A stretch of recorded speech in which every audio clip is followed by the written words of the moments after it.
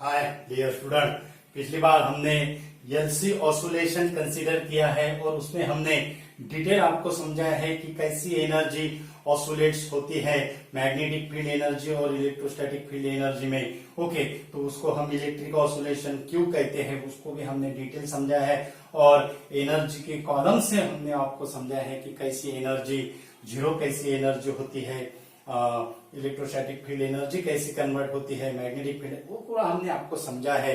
Okay, तो उसका जो नेक्स्ट जो आर्टिकल है it is important for entrance exam. Okay, तो ये जो आर्टिकल है that is the energy in LC oscillation, energy in LC oscillation और energy in LC circuit. Okay, तो energy in LC oscillation, energy in LC oscillation, अब हमें energy की value निकालना है। हमें पता है जो मैकेनिकल जो ऑसिलेशन होता है सिंपल हार्मोनिक मोशन वो भी करते हैं, mass spring system it obey the simple harmonic motion, और उसकी जो टोटल जो एनर्जी जो होती है मैकेनिकल ऑसिलेशन की it is remain constant, it is remain constant, और वो एनर्जी की वैल्यू कितनी रहती है 1/2 k a square, k is the force constant, a is the amplitude। Okay, तो वो जो एनर्जी का जो ये जो ऐसा जो इक्वेशन आया है, क्या ऐसी energy same type of energy related to electric energy और मैग्नेटिक फील्ड एनर्जी के रिलेटेड इसमें एनर्जी प्रोड्यूस होती है क्या एलसी ऑसिलेशन में? आज वो हम देखेंगे। और जैसी इसमें एंगुलर फ्रीक्वेंसी की वैल्यू हमने निकाली है वैसे ही इसमें भी नेचुरल एंगुलर फ्रीक्वेंसी होगी, वो भी हम आज निकालने वाले हैं। तो वीडियो लास्ट तक देखिएगा डियर स्टूडेंट, बहुत इंपॉर्टेंट ऐसा वीडियो है। और मैकेनिकल ऑसिलेशन और इलेक्ट्रिकल ऑसिलेशन का भी हम कंपैरिजन आपको समझाएंगे कैसे कंपेयर होता है दो ऑसिलेशन। ओके, तो ये जो सर्किट होगा इसके लिए सर्किट जो होगा उसके लिए हमें कैपेसिटर कंसीडर करना पड़ेगा। ये होगा हमारा कैपेसिटर, ये होगा उसकी पॉजिटिव और ये होगी उसकी नेगेटिव चार्ज प्लेट। उसके बाद यहाँ पे जो है वो इंडक्टर क्या किया है अटैच किया है। ओके, ये होगा यल। अब यहां से करंट क्या होगा फ्लो होगा, सर्किट में क्या होगा करंट क्या होगा फ्लो होगा। अब ये सर्किट को इक्वेशन एनर्जी का इक्वेशन निकालने के लिए पहले हम ये ऑसिलेशन के लिए इक्वेशन निकालेंगे, और वो ऑसिलेशन के जैसे हमने differential equation of simple harmonic motion निकाला था वैसे ही ये सर्किट के लिए क्या निकालेंगे डिफरेंशियल इक्वेशन निकालेंगे। ओके, और वो डिफरेंशियल इक्वेशन से हम फिर कंपेयर करके क्या करेंगे इक्वेशन निकालेंगे। ओके, तो उसके इक्वेशन निकालने के लिए ऑसिलेशन का इक्वेशन निकालने के लिए हम यूज करते हैं Kirchhoff's rule, Kirchhoff's voltage law. Okay, और किरचॉफ वोल्टेज लॉ जो है करंट इलेक्ट्रिसिटी में उसके हिसाब से इसमें जो ईएमएफ जो प्रोड्यूस होगा कैपेसिटर के अक्रॉस वो होता है Q/C, और इंडक्टर के अक्रॉस जो ईएमएफ प्रोड्यूस होता है दैट इज LdI/dt। ओके, और साइन कैसा रहेगा वो हम आपको समझाते हैं। ओके, तो यहां से हम कैसे फ्लो हो रहे हैं, यहां से हम हमारा पाथ जो रहेगा वो क्लॉकवाइज रहेगा, हमारा जो पाथ रहेगा वो कैसा रहेगा क्लॉकवाइज रहेगा। यानी हम निगेटिव टू पॉजिटिव क्या कर रहे हैं, हमारा जो पाथ है यहां से कैसा होगा negative to positive. Negative to positive means यहाँ पे जो ईएमएफ जो होगा it is becomes the positive across the capacitor, यहाँ पे आएगा प्लस Q/C। ओके, तो यहां से इंडक्टर में करंट फ्लो होगा, यहां से इंडक्टर में करंट फ्लो होगा, और जो di/dt की जो वैल्यू है since di/dt is positive, di/dt is positive, then the polarity of the inductance is such that it opposes the growth of current। वो जो पॉजिटिव जो वैल्यू है di/dt rate of change of जो current होता है positive होता है, इसके लिए वो जो ग्रोथ रहेगा जिसको ये इंडक्टर क्या करेगा अपोज करेगा, मीन्स इसमें जो इंड्यूस ईएमएफ जो प्रोड्यूस होगा वो करंट के ग्रोथ को क्या करेगा अपोज करेगा। यानी यहाँ पे जो ईएमएफ की जो साइन जो आएगी वो आएगी L माइनस L di/dt। यहाँ पे क्या आएगी -L di/dt, Q/C -L D I by D T. Okay, तो माइनस के लिए अब करंट जो रहेगा, अब माइनस कब होगा, when EMF is considered as a minus when the current flows from positive to negative, when current flows from positive to negative means ये जो अपर टर्मिनल जो रहेगा it becomes positive and lower जो टर्मिनल रहेगा it becomes negative, यानी अपर terminal का जो potential रहेगा VU is greater than VL, VU is greater than VL, U for upper, L for lower। Okay, तो यहाँ पे जो रहेगा ये होगा 0, क्योंकि इक्वेशन क्या है, summation over all the EMF, summation over all the EMF is equal to the summation of product of current and resistance. Resistance की वैल्यू 0 है, तो यहाँ पे क्या होगा, ये जो टर्म रहेगी राइट हैंड साइड की टर्म क्या आएगी, 0 आएगी।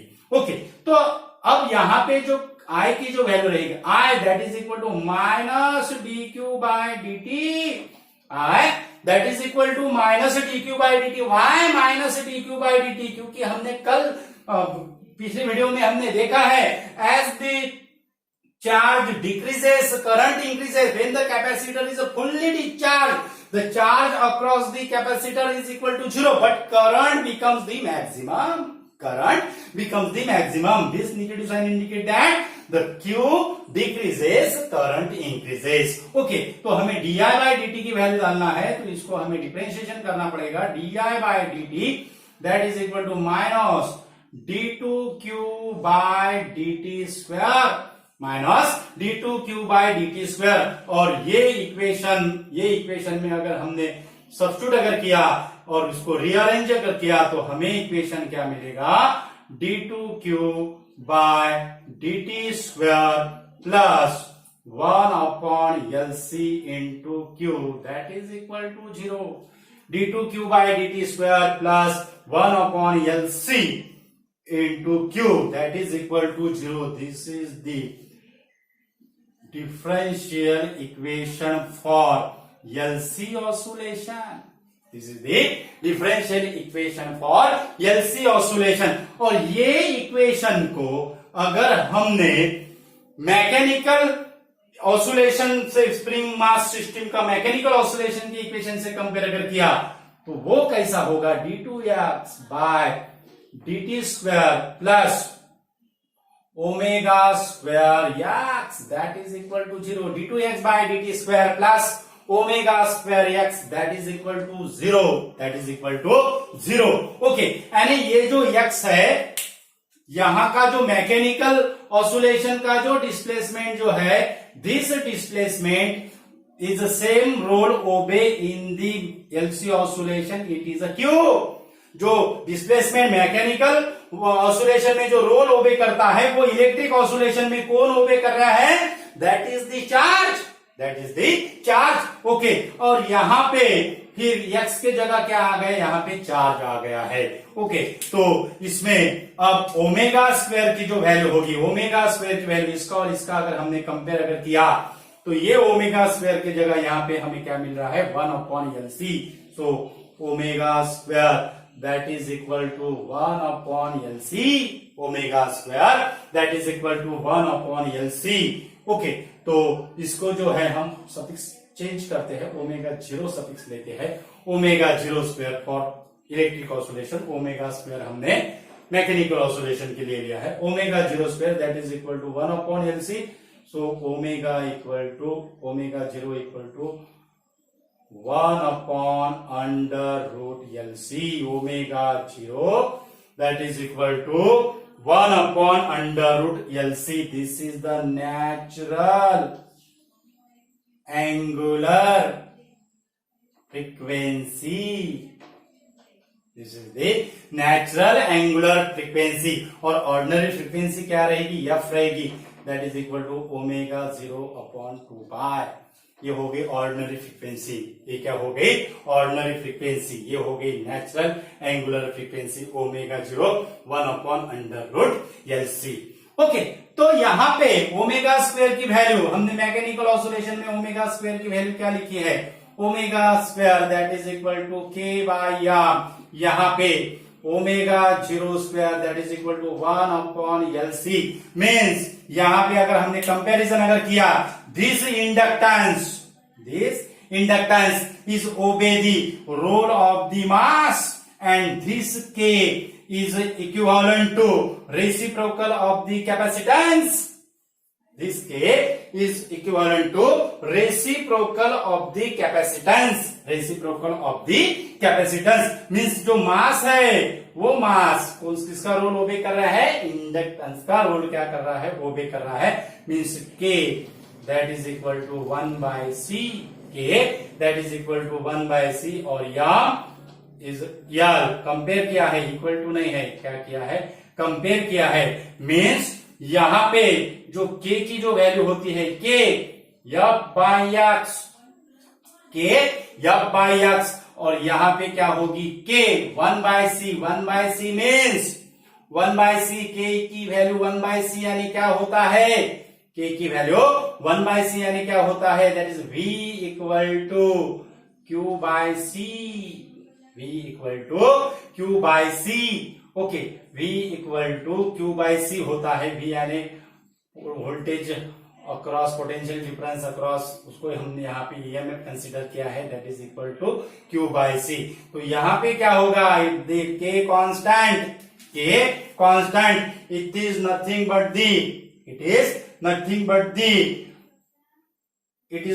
दी external force for producing the unit displacement.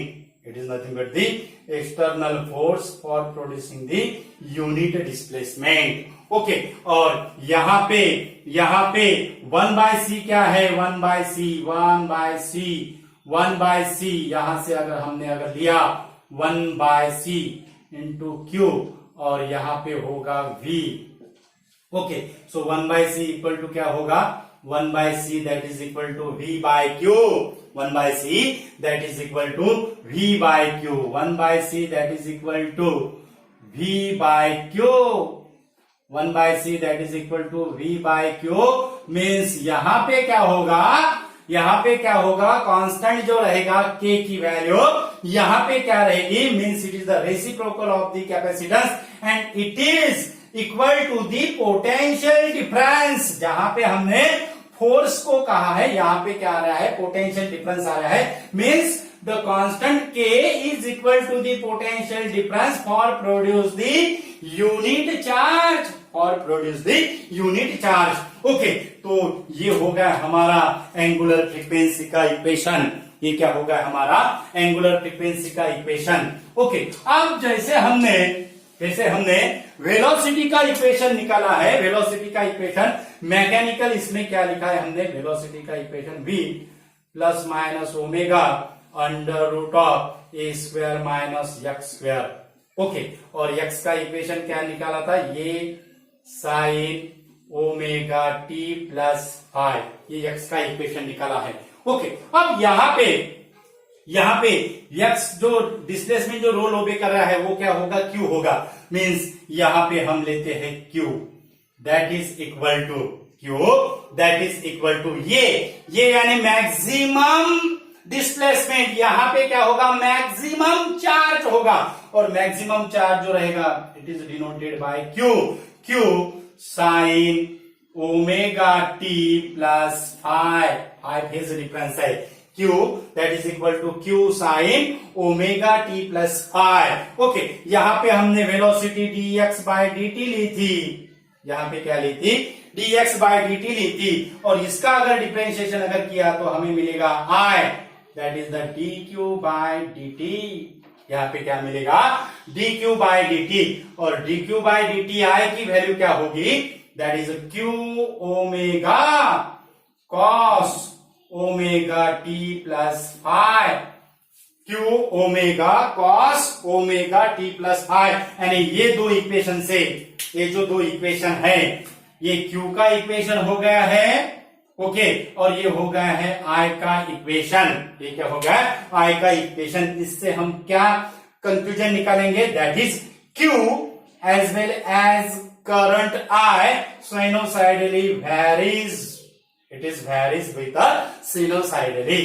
Okay, तो ये जो है Q भी वेरीज हो रहा है और I भी वेरीज हो रहा है। ऐसा नहीं कि Q कांस्टेंट है I कांस्टेंट है, दोनों भी क्या होते हैं, वेरीज होते हैं sinusoidally. Okay, it is varies with respect to time. Okay, तो ये हो गया हमारा I का इक्वेशन और ये हो गया Q का इक्वेशन। ठीक है, अब जैसे हमने वेलोसिटी का ये इक्वेशन निकाला, वैसे ही हम I का इक्वेशन निकाल सकते हैं इलेक्ट्रिक ऑसिलेशन के लिए। What is the equation for I for electric oscillation? V का कंपैरिजन किसमें करते हैं, I में करते हैं। I that is equal to plus minus omega. Omega की जगह क्या आएगा, ओमेगा की जगह क्या आएगा, that is equal to 1 by under root L C. क्या आएगा, 1 by under root L C. तो यहां पे हम लेते हैं 1 by under root L C, 1 by under root L C. यहां पे रहेगा, यहां पे क्या रहेगा, ब्रैकेट में ओमेगा, और यहां पे ब्रैकेट में क्या रहेगा, under root of plus minus omega under root of A square minus X square होता है। तो यहां पे क्या रहेगा, ये स्क्वायर मैक्सिमम एम्पलीट्यूड की जगह यहां पे लेते हैं maximum charge Q square minus Q square, ये स्क्वायर माइनस एक्स स्क्वायर, ये होगा डिस्प्लेसमेंट, ये होगा मैक्सिमम डिस्प्लेसमेंट, ये होगा चार्ज, ये होगा मैक्सिमम चार्ज। तो ये होगा इलेक्ट्रिक ऑसिलेशन के लिए करंट का इक्वेशन। इंपॉर्टेंट ऐसा इक्वेशन है इलेक्ट्रिक ऑसिलेशन के लिए एंट्रेंस एग्जाम के पॉइंट ऑफ व्यू से। ओके, उसके बाद जो हमने जो एनर्जी का जो निकाला है, total energy is remain constant. अब ये हमारा आर्टिकल आया, energy in LC oscillation.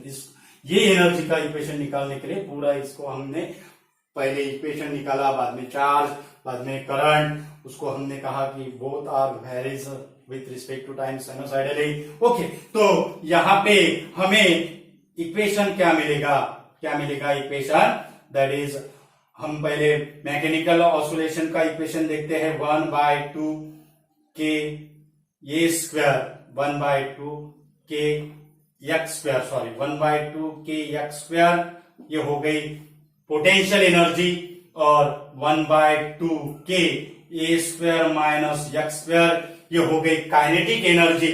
Potential energy plus kinetic energy that is equal to total energy, और टोटल एनर्जी की वैल्यू क्या होती है, 1 बाय 2 के ए स्क्वायर, 1 बाय 2 के ए स्क्वायर। ओके, अब यहां पे जो पोटेंशियल एनर्जी जो रहेगी, वो पोटेंशियल एनर्जी, वो जो पोटेंशियल एनर्जी रहेगी, और वो जो काइनेटिक एनर्जी जो रहेगी, अब वो कहां कैसे आएगी, वो हम यहाँ पे लिखते हैं।